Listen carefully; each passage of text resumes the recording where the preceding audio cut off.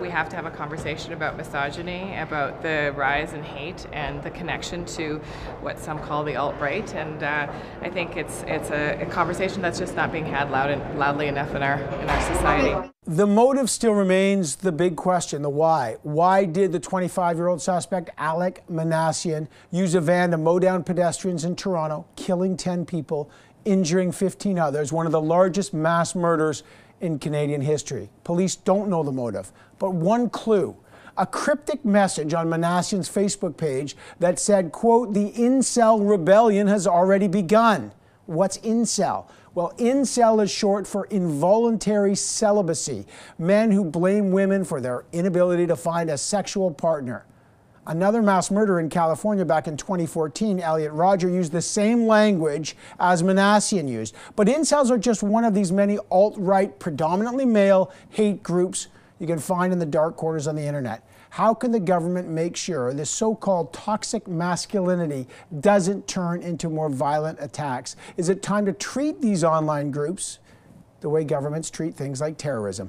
Let's bring in some MPs to discuss that. Mona Fortier is a Liberal MP here in Ottawa. Lisa Raitt is the Conservative Deputy Leader. She joins us from Toronto. And Ruth Brosseau is the NDP House Leader, also here with us in Ottawa.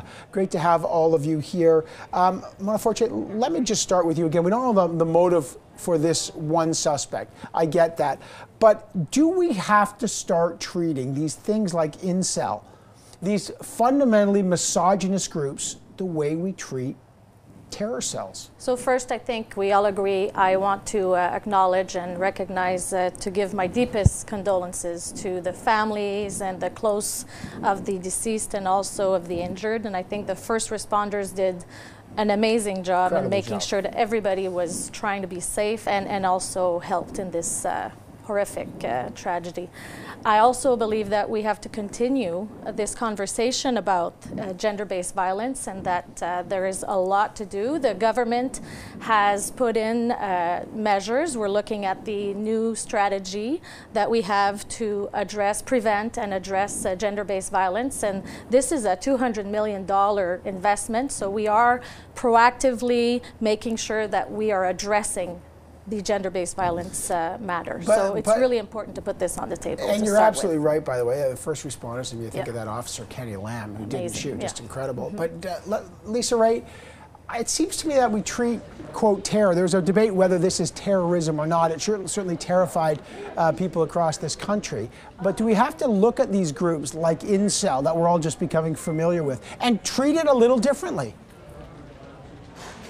I think we have to look at the groups. I mean, obviously, Evan, people are finding each other through the internet, and they're sharing these terrible kinds of thoughts and plans.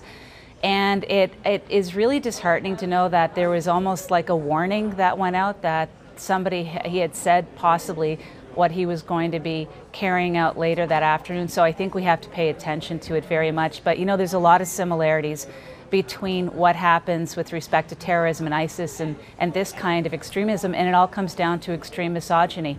And I talk about this from a very personal point of view, and I know the minister said that there's this rising hate. I think it's always been very much present. I don't think it's rising. I think we're aware of it a little bit more because the actions are extreme, because they're coming together and making plans and following one another. And yeah, there should be some kind of monitoring for it. And we need to make sure that these areas where they can coalesce and trade what their horrible thoughts are aren't available to them anymore. And I'm glad that Reddit got rid of that stream. Right, Reddit, which hosts some of these sites, got rid of it. But Ruth Brosseau, what do you do about this stuff? What's your take on this? Absolutely. This is, when we got the news of what happened in Toronto, and when we see these attacks on women, it's gut-wrenching. It makes you sick to your stomach. And what we see online, also as public figures, MPs, we do sometimes, women, get more than men. A lot of sexism, hatred online. That's I think part of your life. You it's get part that of our life. We get it a lot, but I think when this happens, we have to call out misogyny for what it is. We need to talk about this more often. It's sad to see that we see more and more of this happening online. So there needs to be a greater discussion around it. You know, we can't prevent all these attacks, but I think we can prevent misogyny. And I think this is something that we have to talk more broadly about. But what's the line? Nobody is going to defend the sick, toxic stew that sometimes starts online and then may or may not inspire someone to do something sick. But Mona Fortier, there is this question, do you really want the government monitoring everything online? There's that line between your civil liberties and privacy and safety. So again, without speculating the motive of letting the police do their work on what happened last week, I do think we do have to continue the conversation and to look and see what we can do to make sure that our communities are safe. Women especially are safer in our communities, and we need to address this with that conversation. Do we broaden the definition of terrorism? Like, we don't call this terrorism because the classic definition is not connected to a, political cause. But I would still, I'm still with the conversation on gender-based violence to try to address it. There's a big lens that we need to bring, and many of the legislation we're putting through right now is based on addressing and preventing gender-based violence. Lisa Raitt, do we have to?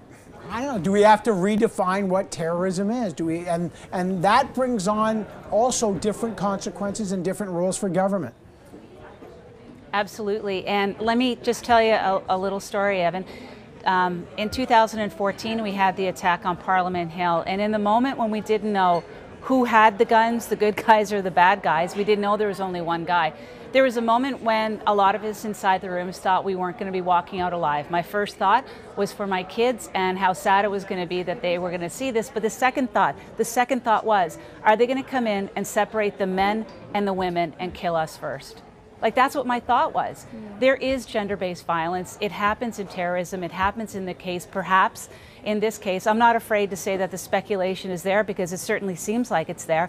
And we just have to bring this to an end. I mean, when somebody like myself, who has been at the forefront of being absolutely rich and privileged to be able to become a parliamentarian, worries about whether or not my gender is going to isolate me in the case of violence, we got to do better. We just got to do better. And I think we use every tool that we possibly have, and we balance it appropriately against those civil liberties that we talk about. But we also have to call it for what it is. All right, yeah, last word, Ruth. Yeah, I would totally agree with Lisa and Mona on this. But there are some groups that have talked about misogynistic terrorism for many, many years. And what happened in Toronto, and the police are doing their work, and there's still more details to come out.